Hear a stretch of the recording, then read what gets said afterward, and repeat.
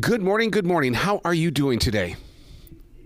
I'm doing so well. Aaron. How are you? I'm doing fantastic. I got to tell you, I've been talking about you ever since I first found out about you. And the reason being is because you've got a podcast here that is not just geared for present day 20-year-olds, but it's also for even people like myself who reflect back when we were 20 and we see a self that we could have changed, but we elected to keep walking instead.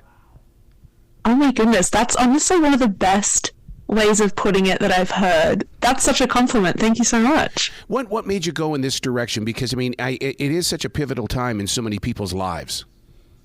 Yeah, absolutely. And I'm so glad that you pointed that out because I think our 20s are this like insanely confusing decade. Yes. There really isn't there's no guidebook, right? We are novel baby adults essentially.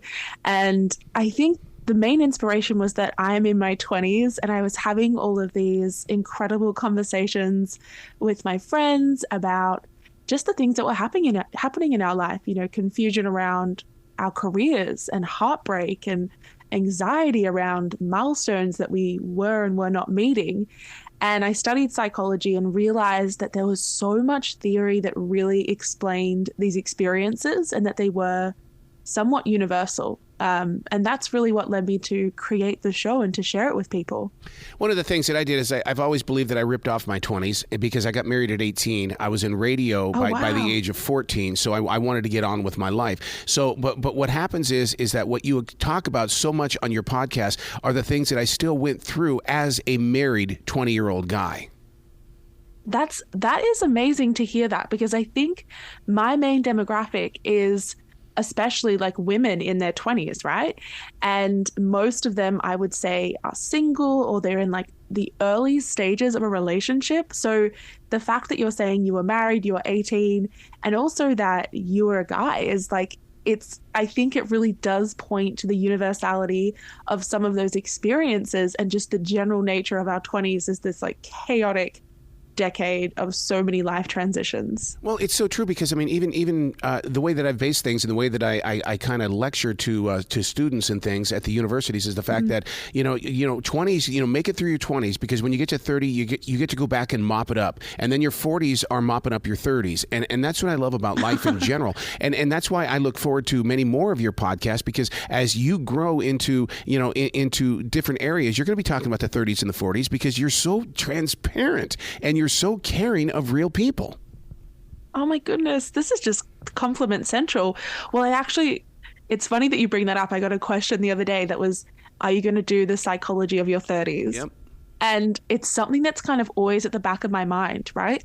Like, am I going to age out of this podcast or do I just keep going? Because I'm sure when I get to my 30s, there's going to be a whole new world of questions and life experiences and just events that I'm going to want to explore. So we never know. Maybe I'll have to keep doing this till we're doing the psychology of your 90s. One of the things that you talk about on the podcast are the psychology of what we go through because our bodies are changing. I know that at 25 is when I had my biggest change. I can't imagine somebody today in this social media generation where photographs, oh my God, I mean, and people see you, they talk about you, they judge you, and I mean, it's got to be rough on people. Yeah, and it's so interesting that you said 25 was where you had your most like pivotal year because that's like when our frontal lobe basically clicks into gear, right? Around that age for men, a bit earlier for women. But it's absolutely, I think, overwhelming to be not just a 20-year-old, but even a teenager, even a 30-year-old in this whole new digital scape, this whole new internet validation, dopamine driven landscape where not only is everything you do up for judgment, but everything you do is up for approval and up for validation from people online. And it is, I would say, something that I think the older generation hasn't had to deal with in such an acute manner. And it's definitely changed our psychology and our way of social connection and our emotional and mental lives. I think it's going to be something we really examine for a lot of generations to come. You talk about those generations, those older generations, not, I mean, we learned how to deal with it, but we didn't have to deal with the social media side of it as they are today. How about this? Because, I mean, you clearly define that your 20s, that's 10 years. Well, if you just turned 20 this year, you've got 10 years of AIs headed in your direction. Oh, yeah. Oh, my gosh. Exactly. That's actually a really big thing I get a lot of questions about. There's this insane career uncertainty that I think people are really coming to face, right? Like, is my dream job going to be replaced by a computer? Is my life going to become lacking in purpose, lacking in fulfillment because of this technology that we've actually created to help ourselves? And I really need to do a whole episode on this, right? Because it's causing this whole new wave of confusion and uncertainty and just general insecurity. It's like, and then also, you've got to think about like a recession. A lot of us in our 20s lived through the global financial crisis, but we were kids. Like, we saw our parents worrying about it. But this is like, now it's coming at us as we're entering into this like super transformative decade. It feels like there's so many things kind of aimed at us in some ways.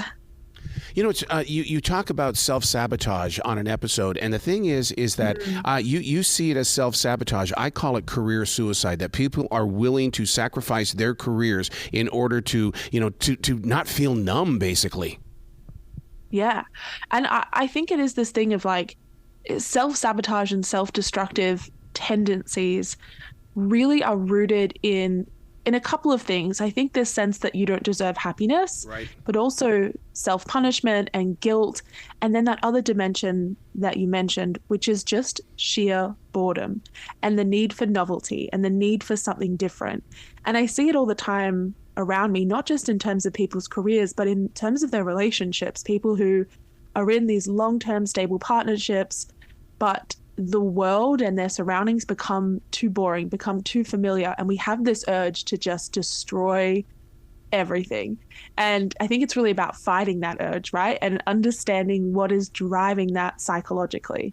But so many people, especially my generation and those just a little bit beyond it, were always trained on that 5 to 10 year plan. And man, I have argued my entire radio career. I do not want to talk to you about my 5-year plan because I don't know what's going to happen. And then here you are. You're talking about it. Don't do it. Yeah.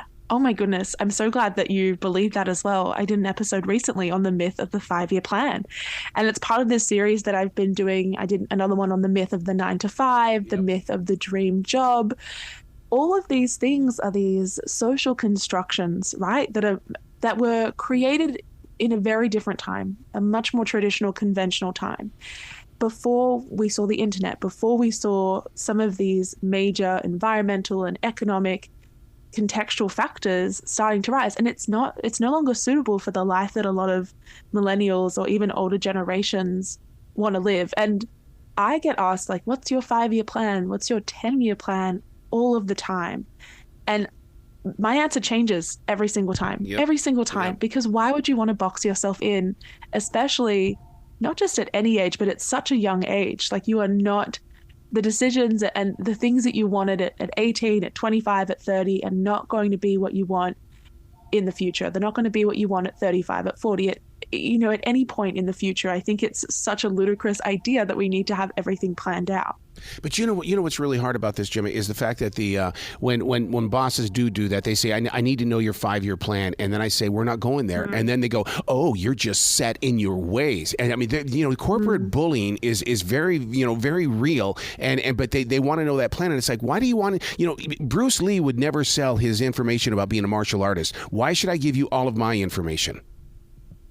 And it's this weird thing, right? It seems that our corporate lives and our jobs have become a lot more intertwined with our personal lives as well. Yeah. It really does baffle me. It's like, why does my entire identity need to be owned by the company that I work for? Why do they need to know what my future, what I want it to look like? And also, I think it's just not so much a red herring, but such a pointless question to ask someone that, because they don't even know. So what not only do you put them in this weird point of feeling like they owe you an explanation for their decisions, but it's also not going to be, I would say, an accurate assessment. So I think you make a really good point there of why would you sell that information? Are you going to do a show on these 20-year-olds that have to go back to work? I mean, come on now. For the past 3 years, even if they were 18 years old when the lockdown happened, they're 21 right now and they have to go back to work inside someone's office. Yeah. Are you talking more about the switch from like remote working to like in person? Oh yeah. Working? Because it's first of all, I do both of them, but I'm still more comfortable. I don't want to go anywhere. I want to stay home, and I'm sure I'm not the only one, and I'm far from 20. Oh, absolutely. It's so interesting. I was talking to one of my friends about it the other day, whose office just put in this policy around them having to come in every single day. And the most insane thing was that if he decides to work from home, he needs like a permission slip from his manager. Yeah. And I was saying to him, I was like, what, are you 4 years old? Like, are you a child? Like, that's so ludicrous. And I think it's this thing that especially the younger generation is pushing back against, this conventional notion of work. And a lot of us got our first jobs, kickstarted our career in a time where remote work was the only option. So I really don't see how businesses can really continue on or attract young or even more seasoned employees by insisting that they come back into an office culture. Well, and it's more than that. It's not just the remote working. It's how many hours I am willing to work. I'm willing to give you 30 hours. I don't care what you do with the other 10, but you're not going to get 40 hours out of me. And once again, I'm not a 20-year-old, but if I were, that's the way that I would set up my day. We're going to work on my time, not your time. Yeah. And I honestly think this is such a conversation. You've really pinpointed such like a rhetoric and a narrative that's really coming into play here, which is boundaries around your work-life balance and understanding that you actually get to have a say and make decisions around how much your work infiltrates your personal life. Mm-hmm. I was working a 9 to 5 before I started doing this podcast full time. And we all know a 9 to 5 is not a 9 to 5. It's an 8 till 6, an 8 till 7, an 8 till 8. Like, it's never a 9 to 5. And I think that was something I became so disillusioned with. And it's why I really focus a lot on the psychology behind our careers and our career anxiety and this break away from convention a lot on my show. Oh my God, that's like my days of morning show radio where I would have to be, the demand was I had to be up at 3:45, but I wouldn't get to come home until 9:30, 10 o'clock at night. Wow, how did you even manage that? I don't know. I really don't know. And the thing is that I'm a daily writer, and I fear going into those journals to find out what he was writing during those times.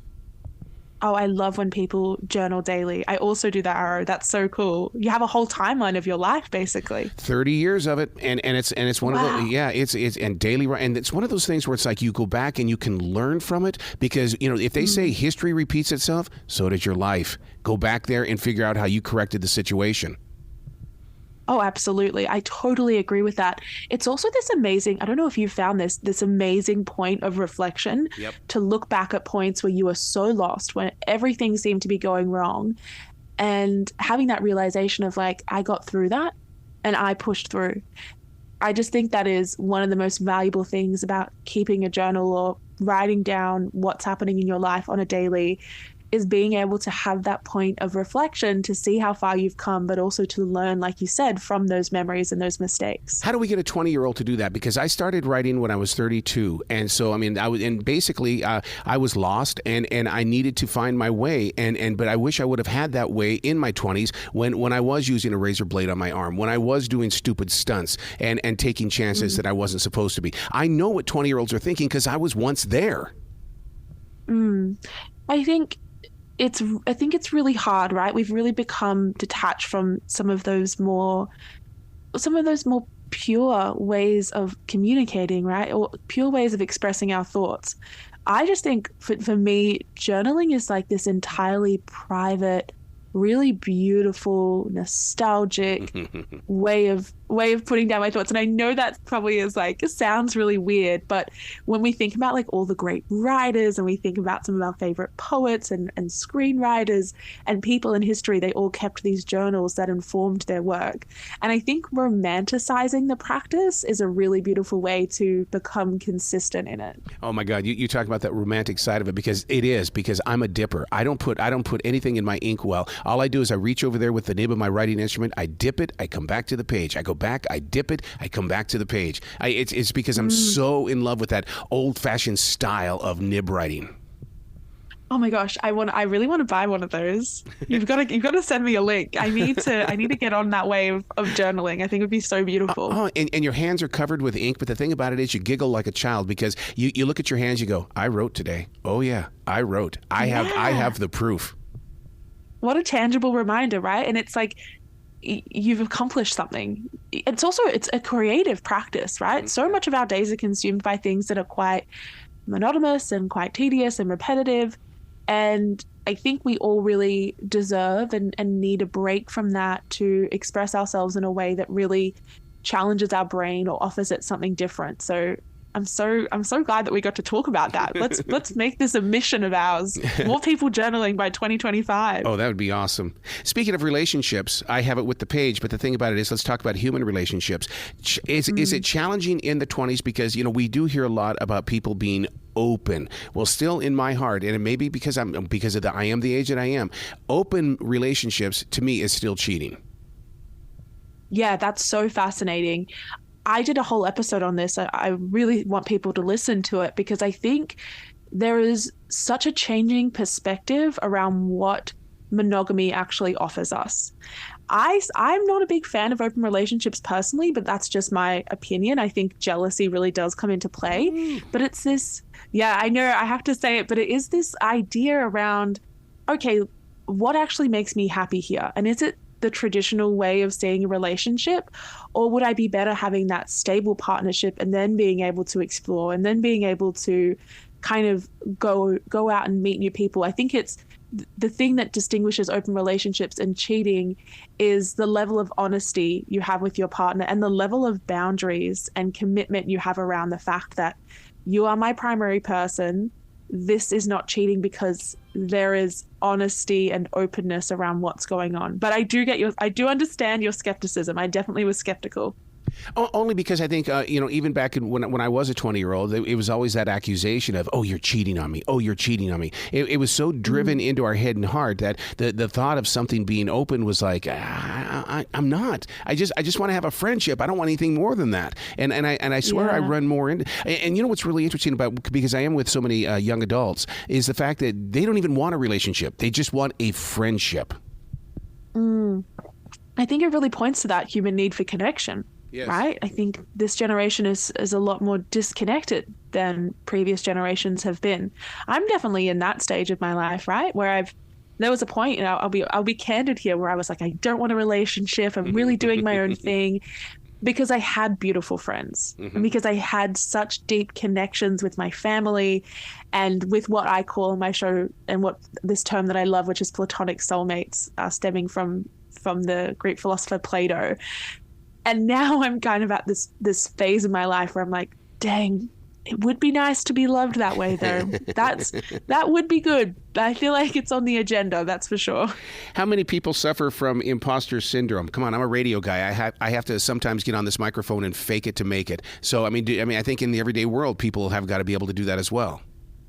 Yeah, you want a number? How many people? I bet it's 90%.